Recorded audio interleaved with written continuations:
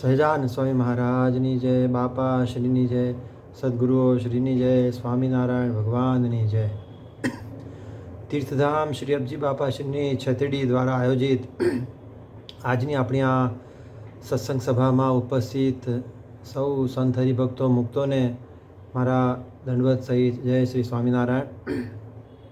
આજે રવિવાર તારીખ 6 જુલાઈ 2025 અને અષાઢ સુધી એકાદશી એટલે નિયમની એકાદશી, દેવશયની એકાદશી, જેનું હિન્દુ ધર્મમાં, ભારતમાં, આખા વિશ્વમાં ખૂબ મહત્ત્વ છે.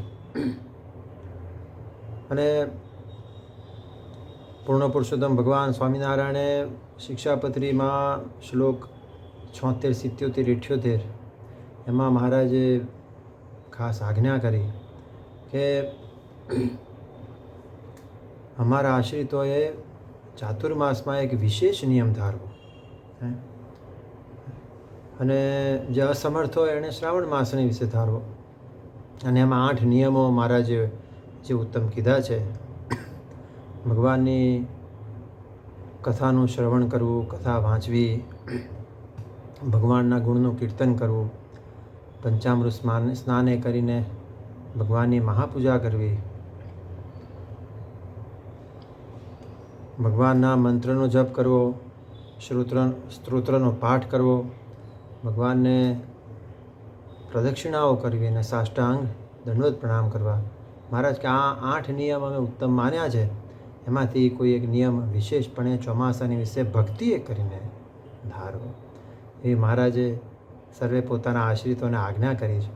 એટલે આજે નિયમની એકાદશી, અને આપણે શ્રીજી મહારાજના સૌ આશ્રિતોએ તો સ્વાભાવિકપણે એ નિયમને ધ્યાનમાં રાખીને કોઈને કોઈ નિયમ જરૂર લીધો જ હોય અને લેવો જ જોઈએ.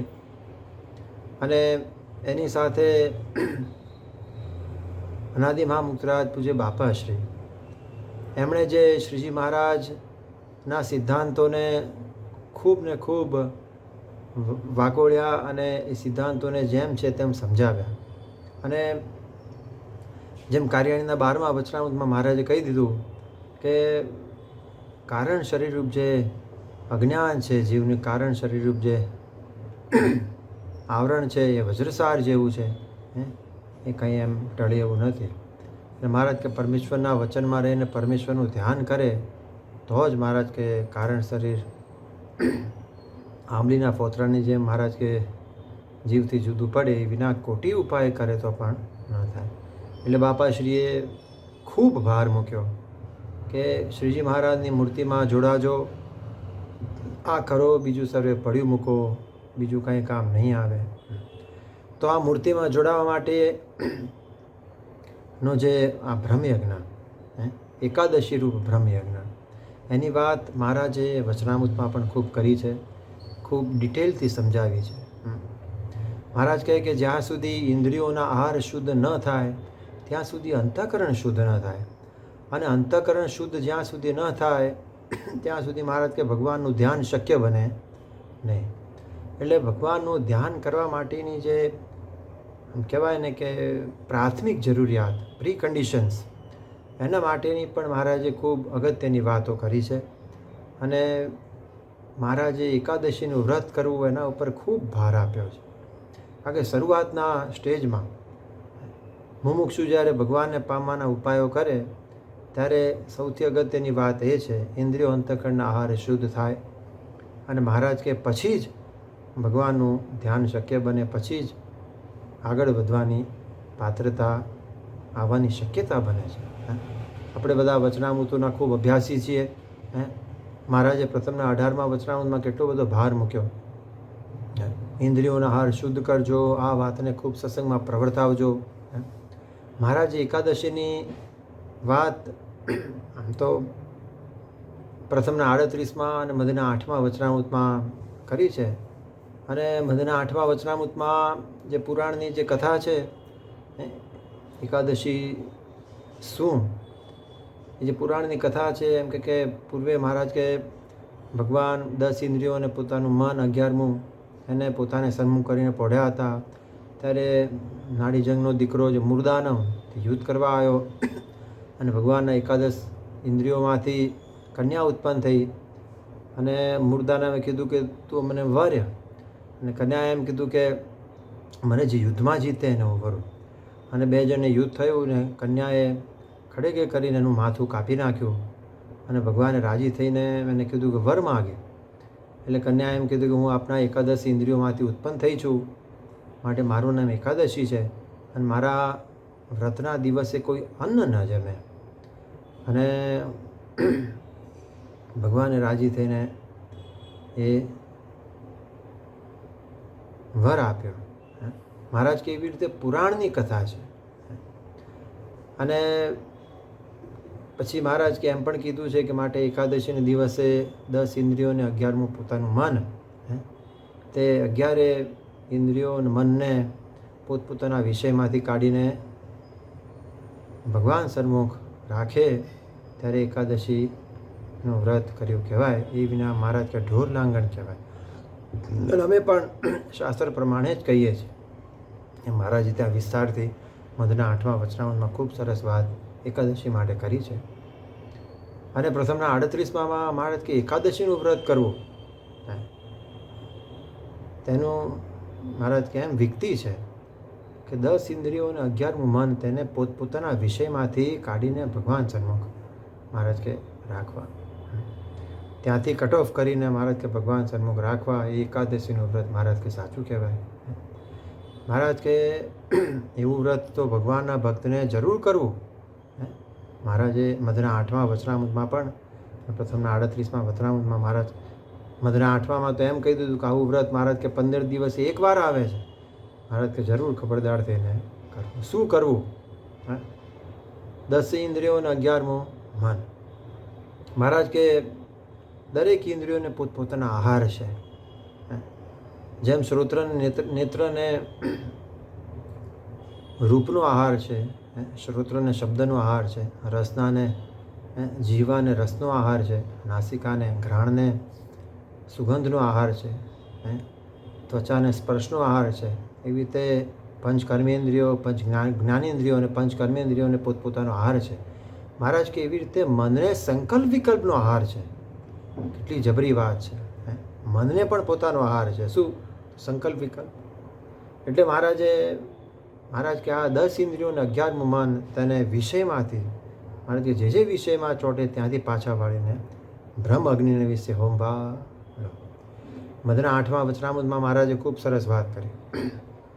મહારાજ કે બ્રહ્માએ જ્યારે સૃષ્ટિ કરી ત્યારે સર્વે પ્રજાને એમ કીધું કે તમે યજ્ઞ જરૂર કરજો, તેણે કરીને તમારી વૃદ્ધિ થશે, સંસારની પણ વૃદ્ધિ થશે અને તમે પણ સુખી થશો. માટે યજ્ઞ તો જરૂર કરજો. એટલે પ્રવૃત્તિ માર્ગના હતા તેને રાજસી તામસી યજ્ઞ બતાવ્યા અને જે નિવૃત્તિ ધર્મવાળા હતા એને સાત્વિક યજ્ઞ બતાવ્યા. મહારાજ કે સાત્વિક યજ્ઞની રીતિ શ્રી કૃષ્ણ ભગવાને ભાગવતમાં પણ કીધી છે. મહારાજ કે આપણે તો સર્વે નિવૃત્તિ ધર્મવાળા છે, માટે આપણે તો સાત્વિક યજ્ઞ કરવા પડે. જે યજ્ઞની વિશે બકરા આદિક જીવ પ્રાણી માત્રની હિંસા થતી હોય એવા યજ્ઞ આપણે ન કરવા. પછી મહારાજ કે સાત્વિક યજ્ઞની વિકતિ શું? તો મહારાજ કે 10 ઇન્દ્રિયો અને 11મું મન મહારાજ કે તેને પોતપોતાના વિષયમાંથી ઉખેડીને બ્રહ્મ અગ્નિને વિશે હોમવા. અને મહારાજ કે એવી રીતે હોમતા મહારાજ કે એ યોગ યજ્ઞ છે. અને એવી રીતે હોમતા હોમતા મહારાજ કે પોતાનું સ્વરૂપ જે બ્રહ્મ તેને વિશે પુરુષોત્તમ ભગવાન પ્રગટ થઈ આવે છે. જેમ યજ્ઞ કરનારને ભગવાન દર્શન આપે છે એમ મહારાજ કે એવી રીતે યોગ યજ્ઞ કરનારાને પણ ભગવાન દર્શન આપે છે. મહારાજ કે આ યોગ યજ્ઞની વાત કરી. આપણે ખૂબ ઊંડાણપૂર્વક જો વિચારીએ તો પૂર્ણ પુરુષોત્તમ ભગવાનનો સિદ્ધાંત જેમ આપણે કહીએ છીએ કે નિષ્કામ ધર્મ ઉપર છે. તો શું નિષ્કામ ધર્મની પરાકાષ્ઠા શું? પૂજ્ય મામાએ કીધું, નારાયણ મામાએ કીધું કે નિષ્કામ ધર્મની પરાકાષ્ઠા શું? નિષ્કામ ધર્મનું પૂર્ણ સ્વરૂપ પૂર્ણ પુરુષોત્તમ ભગવાન સ્વામિનારાયણની મૂર્તિ છે. એટલે સર્વે પદાર્થ માત્રથી, સર્વે ભૂમિકાઓ માત્રમાંથી અને છેવટે શ્રીજી મહારાજના તેજરૂપ અક્ષરધામમાંથી પણ પ્રીતિ તોડીને પૂર્ણ પુરુષોત્તમ ભગવાનમાં જ કેવળ પ્રીતિ, આ જે મુખ્ય સિદ્ધાંત, એ સિદ્ધાંતને વિસ્તારવાને માટે મહારાજે જુદા જુદા પ્રકારે વાત કરી. હવે અનેક જીવો, અનેક મુમુક્ષુ જીવો સ્વામિનારાયણ ભગવાનને આશ્રિત થાય અને શરૂઆતના સ્ટેજમાં અનંત જન્મના સ્વભાવ કર્મ, અનંત જન્મની બાહ્ય વૃત્તિ, તો એકદમ ધ્યાને કરીને મૂર્તિનો સાક્ષાત્કાર કરવો એ કેવી રીતે સંભવિત થાય? એટલા માટે શરૂઆતના સ્ટેજમાં મહારાજે કહી દીધું કે ઇન્દ્રિયોના આહાર શુદ્ધ કરવા ખૂબ જરૂરી છે, એના પર ખૂબ ભાર આપ્યો અને કહી દીધું કે ઇન્દ્રિયોના આહાર શુદ્ધ કરશે તો જ મહારાજ કે અંતઃકરણ શુદ્ધ થશે, તો જ ભગવાનની મૂર્તિ દેખાશે. તેવીના નારસંકાદિક જેવો મોટો હશે તો એનું પણ અંતઃકરણ ભ્રષ્ટ થઈ જશે, તો બીજાની શી વાર્તા? પ્રથમના 18માં કીધું મહારાજે આ સિદ્ધાંત કીધું. મુખ્ય સિદ્ધાંત શું? એન કેન પ્રકારે જીવોને પદાર્થ માત્રમાંથી, સર્વે ભૂમિકાઓ માત્રમાંથી નિર્વાસનિક કરીને પોતાની મૂર્તિમાં જોડવા, આ મુખ્ય સિદ્ધાંત છે. એટલે મહારાજે કીધું કે અનંત જન્મની બાહ્ય વૃત્તિ હોય તો 15 દિવસે આવતી એકાદશીમાં જો નિયમ લીધો હોય તો નિયમે કરીને મહારાજ કે વિશેષ ઇન્દ્રિયો જીતાય છે. વિષયની વિશે જે તીક્ષ્ણતા છે તે વિશેષ જીતાય છે નિયમે કરીને. મહારાજે ક્યાં કીધું? મધ્યના 16મા વચનામૃતમાં. બીજો પ્રશ્ન છે મુક્તાનંદ સ્વામીનો. સ્વામી કે પંચ વિષય જીતાય છે કે તે વૈરાગ્ય કરીને જીતાય છે કે બીજો કોઈ ઉપાય છે? એટલે મહારાજ કહે કે વૈરાગ્ય હોય કે ન હોય, પણ પરમેશ્વરે કયા જે નિયમ તેમાં પોતાની ઇન્દ્રિયો અને મનને જો રાખે તો મહારાજ કે વિષય જીતાય છે. પછી મહારાજે થોડી વિકતિ કીધી કે મહારાજે શબ્દ થકી વૈરાગ્ય પામીને વૃત્તિ પાછી ખેંચે તો શબ્દ સંભળાય તો ખરો, પણ જો કાનને જ બીડી લે તો શબ્દ સંભળાય જ નહીં. મહારાજે વિકતિ કીધી કેવી રીતે વર્તવું, કેવી રીતે પુરુષ પ્રયત્ન રૂપ ઇન્દ્રિયોને કંટ્રોલ કેવી રીતે કરવી. મહારાજ કે અયોગ્ય શબ્દ હોય એને સાંભળે જ નહીં, તો જો સાંભળે અને પછી એમાંથી કટ ઓફ થવાનો પ્રયત્ન કરે તો થોડો પ્રયાસ તો પડે એને એમ, પણ એમ કે એ શબ્દને સાંભળે જ નહીં તો કાનને જ બીડી લેતો. એવી રીતે અયોગ્ય પદાર્થ હોય એને સ્પર્શ ન કરે, અયોગ્ય રૂપ હોય તેને જુએ જ નહીં તો, અયોગ્ય રસ હોય એને ચાખે જ નહીં તો, અયોગ્ય ગંધ હોય તેને સૂંઘે જ નહીં તો. મહારાજ કે વિશેષે મહારાજ કે એવી રીતે ઇન્દ્રિયો વિષયમાંથી એની જે તીક્ષ્ણતા છે તે માટે છે. મહારાજ કે એવી રીતે નિયમે કરીને જીતાય છે. અને પછી એ જ વચનામૃતમાં આગળ છેલ્લેથી બીજો મુક્તાનંદ સ્વામીનો વળી પાછો પ્રશ્ન છે કે વિષય સન્મુખ જે ઇન્દ્રિયોની જે તીક્ષ્ણતા છે તે કેમ ટળે? ફરી પાછું એવો જ પેરેલલ પ્રશ્ન આગળ એ જ વચનામૃતમાં મધ્યના 16માં. મહારાજ કે વિષય સન્મુખ ઇન્દ્રિયોની તીક્ષ્ણતાને ટાળવાનો તો એ જ ઉપાય છે જે પરમેશ્વરે કયા જે ત્યાગીના અને ગૃહસ્થના નિયમ, તેમાં જો પોતાની ઇન્દ્રિયો અંતઃકરણને જો મરેડીને રાખે તો મહારાજ કે જેમ વૈરાગ્ય કરીને વિષય જીતાય છે એથી પણ વિશેષ મહારાજ કે એવી રીતે નિયમવાળાને વિષય જીતાય છે, એથી પણ વિશેષ નિયમવાળાને વિષય જીતાય. કેટલો બધો ભાર આપ્યો મહારાજ કે વૈરાગ્ય હોય કે ના હોય એની ચિંતા નહીં. મહારાજ કે પરમેશ્વરે બાંધેલા જે નિયમ તેમાં જો ભગવાનનો ભક્ત સાવધાન થઈને વર્તે અને નિયમ શું તો મહારાજ કે આ પંચેન્દ્રિયોના આહાર શુદ્ધ કરવા તે નિયમ, અને એકાદશીનો નિયમ મહારાજે કીધો. અને મહારાજે એને એમ કહી દીધું કે હો જો નિયમ હોય, નિયમ લીધો હોય, જેમ આપણે નિયમ લઈએ એટલે સહેજે આપણને એમ થાય કે આટલું તો કરવું જ પડે. મંદિર જવાનો નિયમ હોય, કથા વાર્તા કરવાનો નિયમ હોય, આટલી માળા ફેરવવાનો નિયમ હોય, ધ્યાન કરવાનો નિયમ હોય, તો આપણે સહેજે નિયમ હોય એટલું જરૂર કરીએ છીએ. પછી વધારે થાય મહારાજની પ્રસન્નતાને અર્થે વિશેષ કરીએ એ વસ્તુ જુદી, પણ નિયમે કરીને મહારાજ કે વિશેષ થાય. એવી રીતે મહારાજનો સિદ્ધાંત શું તો કે 15 દિવસે એકવાર એકાદશી આવી રીતે આવે છે, ઇન્દ્રિયોના આહાર શુદ્ધ કરીને ભગવાન સન્મુખ જોડવા, એ સિદ્ધાંત. ને એમ કરતાં પછી મહારાજે અગત્યની વાત કરી દીધી. શું મહારાજ કે એવી રીતે ભગવાનના ભક્તને જો નિરંતર વર્તવું, પ્રથમનું 38મું પહેલાં લઈએ આપણે. મહારાજ કે એકાદશીનું વ્રત કરવું તેની આમ વ્યક્તિ છે, કે 10 ઇન્દ્રિયો અને મન તેને પોતપોતાના વિષયમાંથી કાઢીને ભગવાન સન્મુખ રાખવા. અને એવી રીતે મહારાજ કે ભગવાનના ભક્તને સદાય નિરંતર કર્યા કરો. પોતાના મનને નિર્વાસનિક કરવાનું મહારાજ કે સાધન એવી રીતે સદાય કર્યા કરવું. મહારાજ કે જો મને કરીને ત્યાગ જો સાચો ન હોય, પ્રથમના 38માં કીધું, તો મહારાજ કે જનક જેવા રાજા હતા, તે રાજ્ય કરતા હતા અને મન તો મોટા યોગેશ્વર જેવું હતું. મહારાજ કે ભગવાનના ભક્તને તો એવી રીતે નિરંતર જો નિત્ય મહારાજે શબ્દ વાપરી દીધો.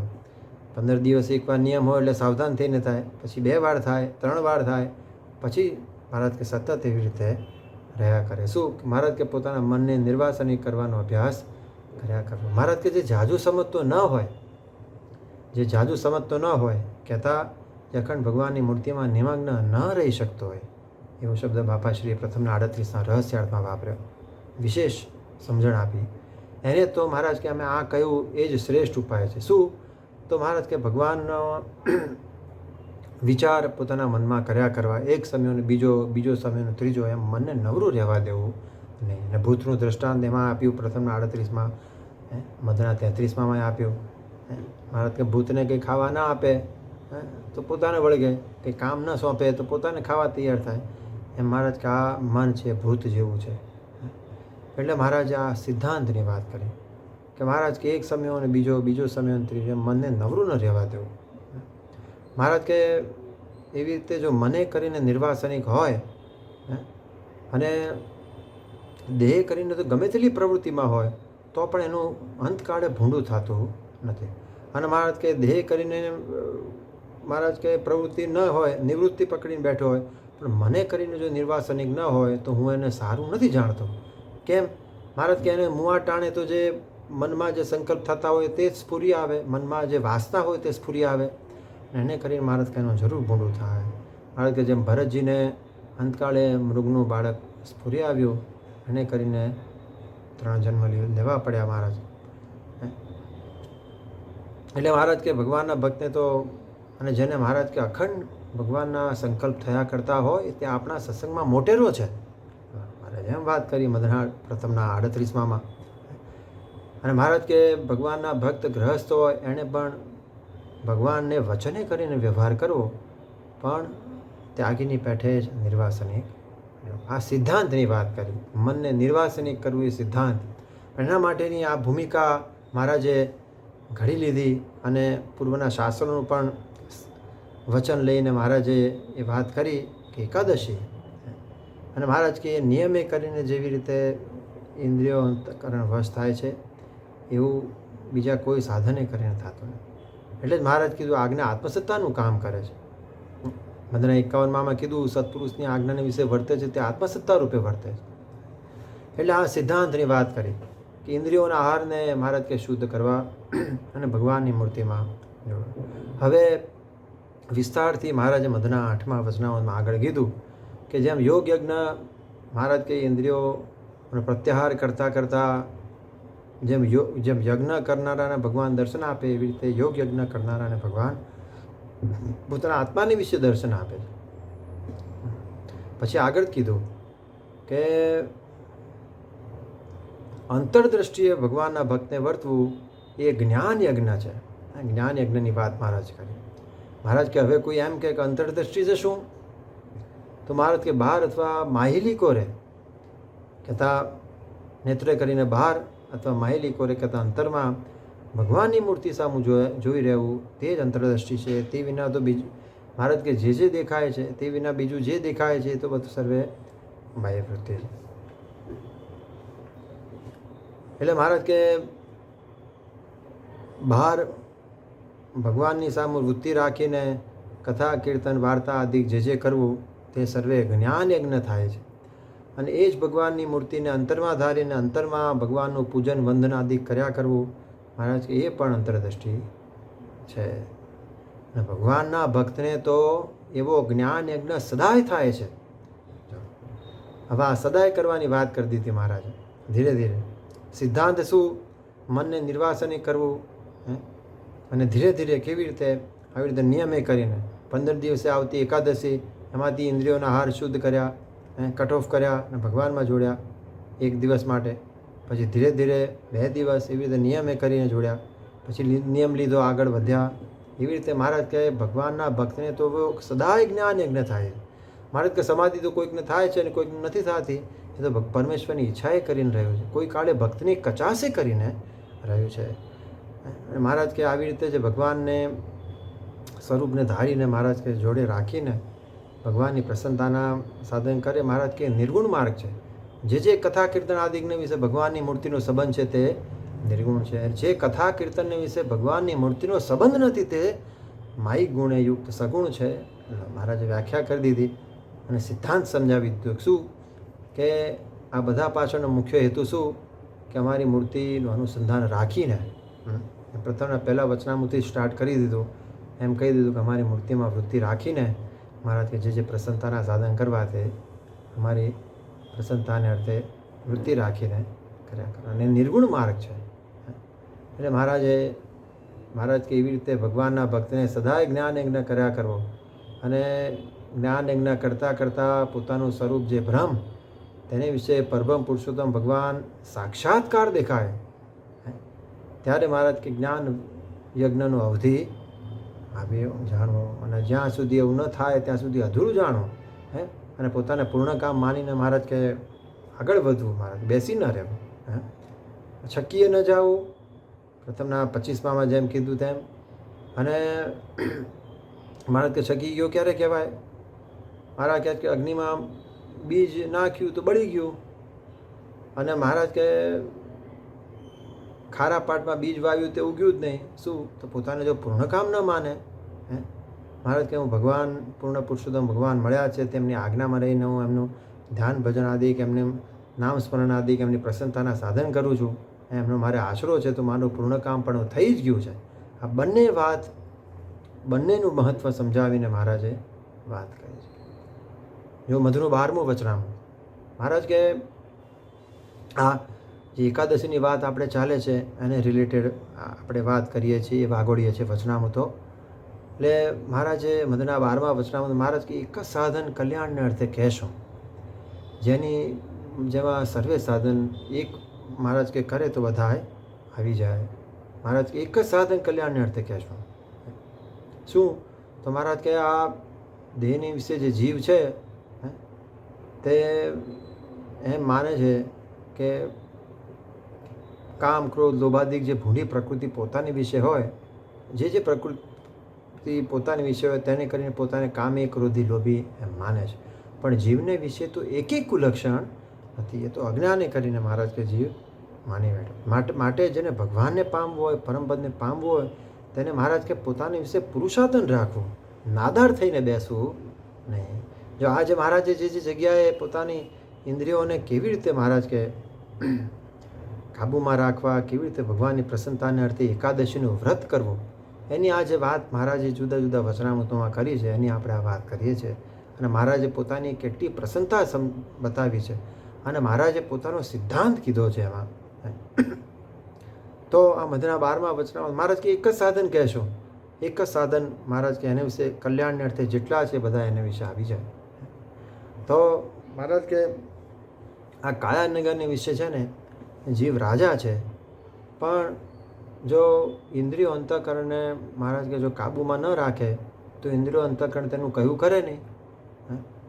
અને કયું કરે નહીં ને પછી ઇન્દ્રિયો અંતઃકરણ જે રાજા નથી તે કાયાનગરની વિશે રાજા થઈ જાય અને જીવનું લેશ માત્ર ચાલવા દે નહીં.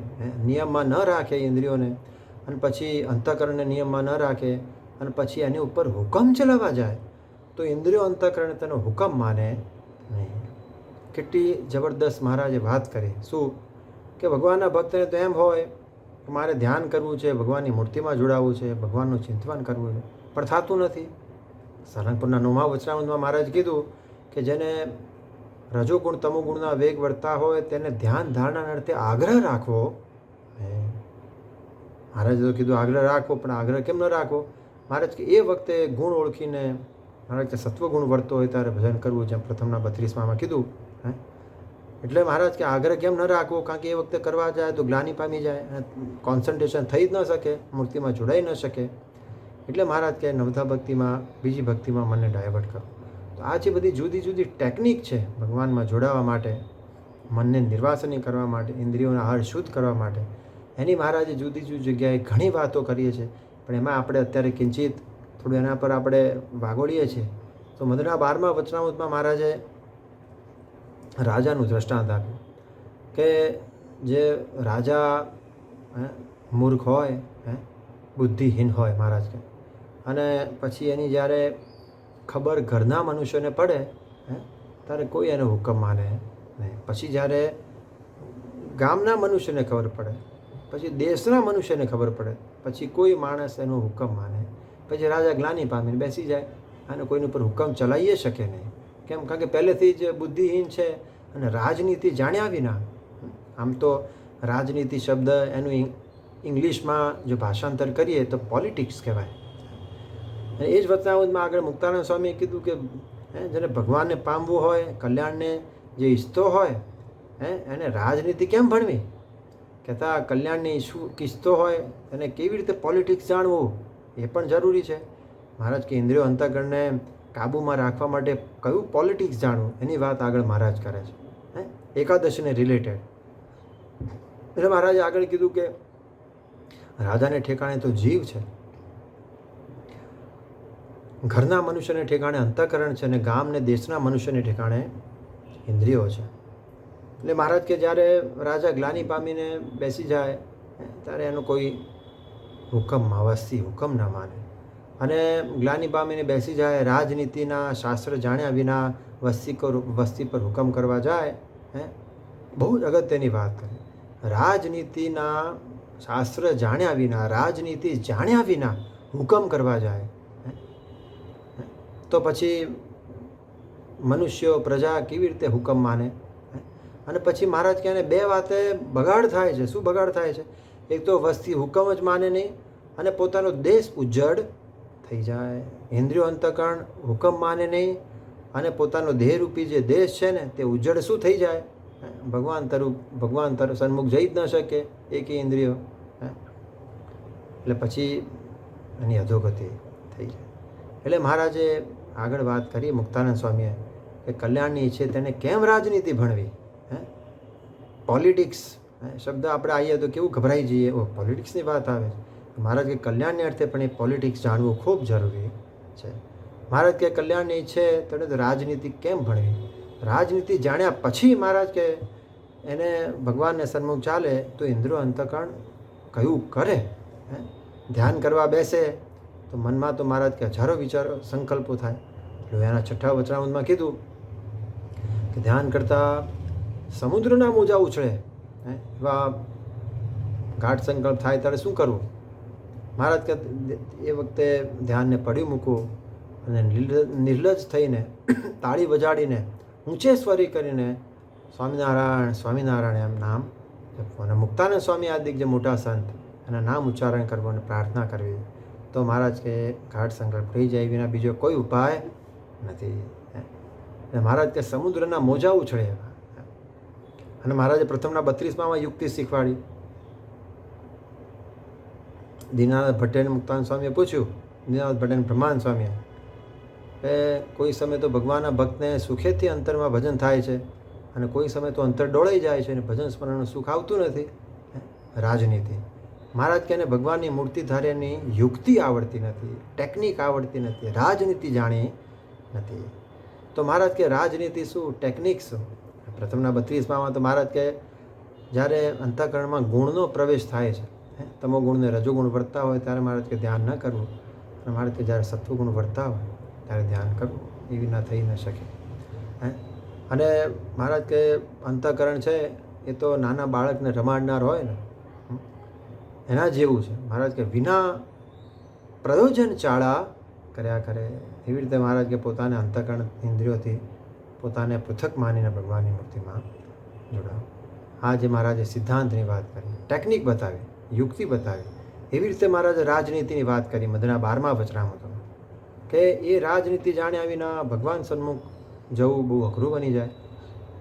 એને રિલેટેડ પાછું ફરી એક વચનામૃત લઈએ આપણે 95 મહારાજ કે જેમ ઇંગ્રેજ હોય તે કોઈ પોતાનો જે દુશ્મન હોય એને બેડી પહેરાવીને અને પાંજરામાં ઊભો રાખીને જે પૂછવું હોય તે પૂછે છે.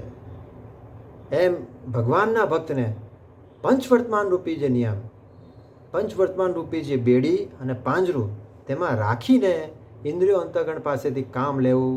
શું કામ લેવું? કે ઇન્દ્રિયો દ્વારા ભજન ભક્તિ થાય છે, મન દ્વારા મનન થાય છે, ચિત્ત દ્વારા ચિંતવન થાય છે. સાધન તો ઇન્દ્રિયો અંતઃકરણ દ્વારા જ થાય છે સાધન દશામાં, બરાબર. તો મહારાજ કે ભગવાનના ભક્તને કામ લેવું, પણ એને તો વેરી જ માનવા. વેરી માનવા, ફરી પાછું કામ લેવું. કેમ કે વેરી ન માને તો એમ કરતાં કરતાં રાખે ને ભગવાન સિવાય બીજે ક્યાંય પહોંચાડી દે, જગતમાં પહોંચાડી દે. તો મહારાજ કે બધું ધ્યાન રાખવું. પણ એની જોડે રાજનીતિ ભણવાની વાત કરી. શું? તો પોલિટિક્સ શું? કે એની પાસે કામ લેવું પણ નિયમમાં રાખીને, ભગવાનની પ્રસાદી લેવી, બરાબર, પણ નિયમમાં રાખીને. મહારાજ કે આત્મા અનાત્માનો વિચાર કરીને ભગવાનને જમાડું છું, એ વિચાર કરીને. મહારાજ કે પછી સારા સારા પદાર્થને જમાડવા માંડે તો વિષય થઈને ભ્રષ્ટ થઈ જાય.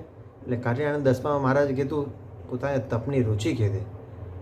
કારણ કે બ્રહ્માનંદ સ્વામી કીધું કે તમે તો, મુક્તાનંદ સ્વામી કીધું તમે તો તપે કરીને જ ભગવાન રાજી થાય એમ કહો છો, પણ કોઈ ભગવાનને પ્રસન્ન કરવાને અર્થે સારા સારા પદાર્થે કરીને સેવા કરે તો શું એમ કરે તો ન ચાલે. મહારાજ કે એમાં વિઘ્ન શું છે કે ભગવાનને જો પડ્યા મૂકીને એ પદાર્થમાં લોભાઈને વિષય થઈને ભ્રષ્ટ થઈ જાય છે, એ વાંધો છે. એમ ન થતું હોય તો વાંધો નથી. એટલે મહારાજે કટ ઓફ થવાની વાત, એટલે મહારાજે મધના 12માં રાજનીતિ એની વાત કરી. મહારાજ કે શું રાજનીતિ? તો મહારાજ કે પ્રથમ તો ભગવાનનો મહિમા સારી પેટે સમજવો, ખૂબ મુદ્દાની વાત કરી. અને ખરેખર આપણે જે જે જગ્યાએ પંચ વિષયના અભાવની વાત છે ને, એમાં સારંગપુરનું 1 હોય, પ્રથમનું 73મું હોય, લોહાનું 17મું હોય, એ જગ્યાએ મહારાજે ભગવાનના મહિમાની વાત કરી છે. આત્મજ્ઞાન વૈરાગ્યની વાત પછી કરી, પણ મહિમાની વાત પર ખૂબ ઇમ્પોર્ટન્સ મહારાજે મૂક્યું છે. તો મહારાજ કે ભગવાનનું મહિમા સારી પેટે સમજવો, અને એના માટેનું તો મહારાજ કે અધ્યાત્મશાસ્ત્ર એવું જે વચનામૃત તે તો છે જ. પછી મહારાજ કે ભગવાનનું ધ્યાન તેણે કરીને મન વશ કરવું. લો, મન વશ તેણે કરીને થાય છે. મહારાજ કે ભગવાનનું ધ્યાન તેણે કરીને મન વશ કરવું. પછી મહારાજે ઇન્દ્રિયોની વાત કરી. તો મહારાજ કે નેત્રે કરીને ભગવાનના સ્વરૂપને દર્શન કરવા, ભગવાનના મુક્તના સંતોના દર્શન કરવા. રસના ઇન્દ્રિયો દ્વારા ભગવાનનો મહાપ્રસાદ ધનિત પ્રસાદી લે. મહારાજ કે શ્રવણે કરીને ભગવાનની કથા કીર્તન આદિકને જ સાંભળે. નેત્ર દ્વારા, નાસિકા દ્વારા મહારાજ કે ભગવાનને ચડેલા પુષ્પ તેની સુગંધી લે. સ્પર્શ દ્વારા ભગવાનને એમના સંતોના ચરણનો સ્પર્શ કરે. મહારાજ કે એવી રીતે દરેક ઇન્દ્રિયોને મનને જો ભગવાનની વિશે રાખે તો આ કાયાનગરની વિશે મહારાજ કે એનું કોઈ આદેશ ફેરવે નહીં.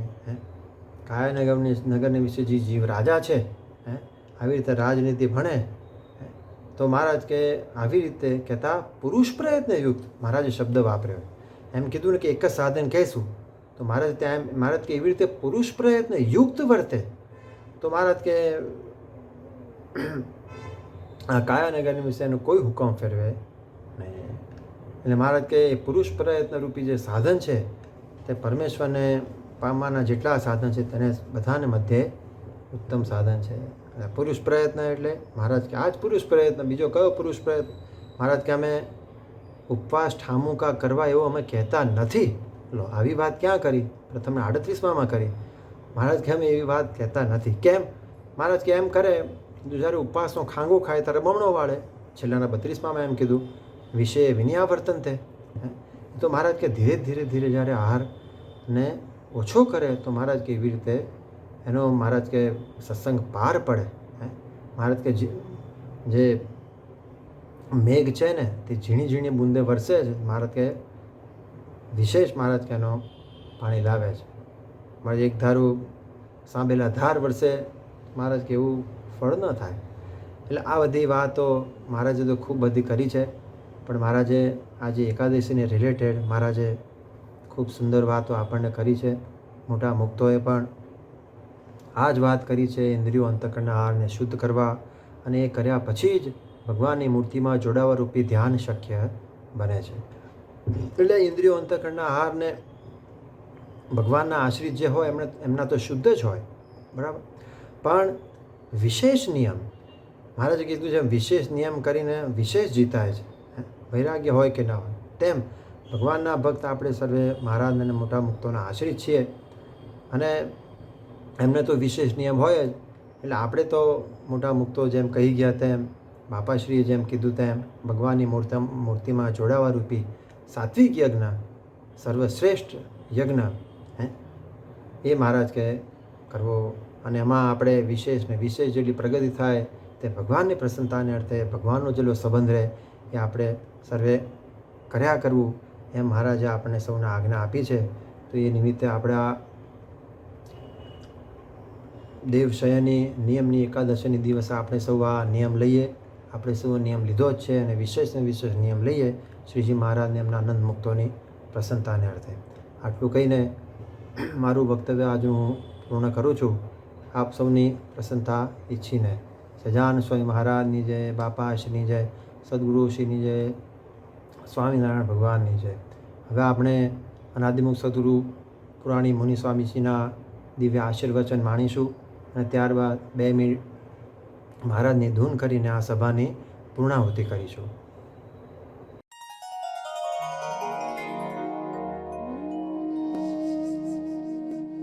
લક્ષ્મીરામભાઈએ સદગુરુ સ્વામી નિર્ગુણદાસ સ્વામીને પ્રશ્ન પૂછ્યો. એવું પૂછ્યું કે સ્વામી, અક્ષરધામમાં મહારાજ બિરાજે છે, એ મહારાજની પાસે બધા ભગવાન સ્વામી મુક્તાન મુક્ત પણ બિરાજે. એ બધા મુક્તને મહારાજ કેવી રીતે વાતો કરતા છે, કેમ બોલાવતા છે, કેમ સુખ આપતા છે, એ કહો. તારે જુગુદાસ સ્વામી કહે છે, જુગુદાસ સ્વામી આપણા અબજી બાપાને કહ્યું કે ભાઈ એ સમાધિ કરી અને અક્ષરધામમાં જાઓ છો, અને ત્યાં મહારાજ ને બધા મુક્તના દર્શન કરો છો. બાકી એ બધું જોઈ અને તમે કહો કે મહારાજ ને મુક્ત કેમ વાતો કરે છે, કેમ મળે છે, કેમ સુખ લે છે, એ બધી વાત કરો. એમ નિર્ગુણદાસ બાપાને ઉત્તર કરવાનું હોય. તારા જી બાબા કે સ્વામી આપ તો ઉપાડાની શરીર નાખી મહાત્મા તો જાણો છો, તમારું શું જાણ્યું છે, પણ તમે પૂછ્યું તારે મારે કઈ કેવું પડે. અક્ષરધામમાં મહારાજને મુક્ત જે પરસ્પર મળે છે, વાતો કરે છે, સુખ લે છે, એ જે વાત છે કે આ માયિક વાણી કહેવામાં ના આવે. એટલે તટસ્થા જાણતી જયારે એ મુક્ત થઈને ત્યાં જાય ત્યારે એ સમજાય કે આવા મહારાજ દેખાય છે, આવા મુક્ત છે, આવું સુખ છે, એ બધું સ્થિતિમાં એ અક્ષરધામ માંથી મુક્ત આવ્યા હોય તો બધું જાણતા હોય ને, પણ અહીં આવે ત્યારે અહીંની વાતો કરે છે. જેમ કોઈ અંગ્રેજી ભેડો હોય અને અંગ્રેજી બોલવા મળે તો ગુજરાત વાળો કઈ ના સમજે, ગુજરાતી ભાષા વાળો. ત્યારે એને શું કરે કે ભાષાંતર કરવું પડે, અંગ્રેજી નું પાછું ગુજરાતી કરે, તારે પેલો ગુજરાતી વાળા સમજે. તે મહારાજ મુક્ત ગમે ત્યારે તેની વાણી વાપરે ને તેનું સ્વરૂપ દેખાડે તો કોઈ સમજી ન શકે, કોઈ દર્શન કરી શકે નહીં. મહારાજ કે ભગવાન જેવડા છે એવડા ને એવડા છે, દર્શન દે તો મોટા ભીમાદી હોય એના પેટમાં અંધી જાય, પાંચ સેવા ન કરી શકે, જીવની કઈ ગણના. એટલે એ વાત તો એ અગમ છે. એમ બાપાએ કહ્યું ત્યારે નિર્ગુણદાસ કે ભાઈ બરાબર વાત છે.